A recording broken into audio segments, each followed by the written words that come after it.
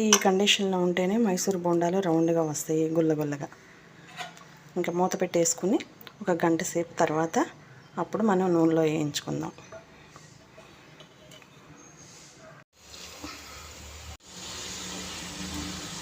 అయ్యానండి చక్కగా.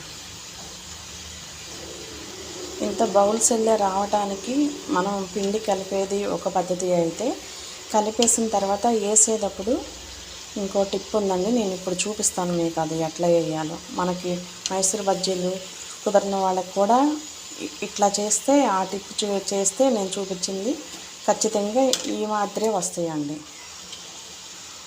తీసేసుకున్నాం. ఇలా నూనె కాగుతుంది కదండి, కాగేటప్పుడు ఇది ఇలా తీసుకుని కొంచెం ఈ పిండిలో అలా పోసేసుకుంటే చక్కగా కాగే నూనె అప్పుడు ఇంకా బౌల్స్ వెళ్ళే వస్తాయండి. ఇట్లా మాత్రం ఈ నూనె పోసేది మాత్రం ఖచ్చితంగా చేయండి అండి. అవి వేసుకుంటున్నాను.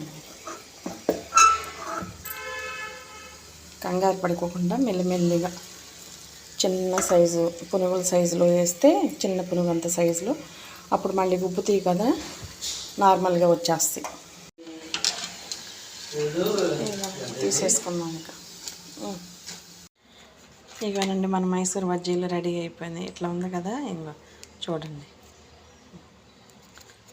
ఇప్పుడు కట్ చేద్దాం.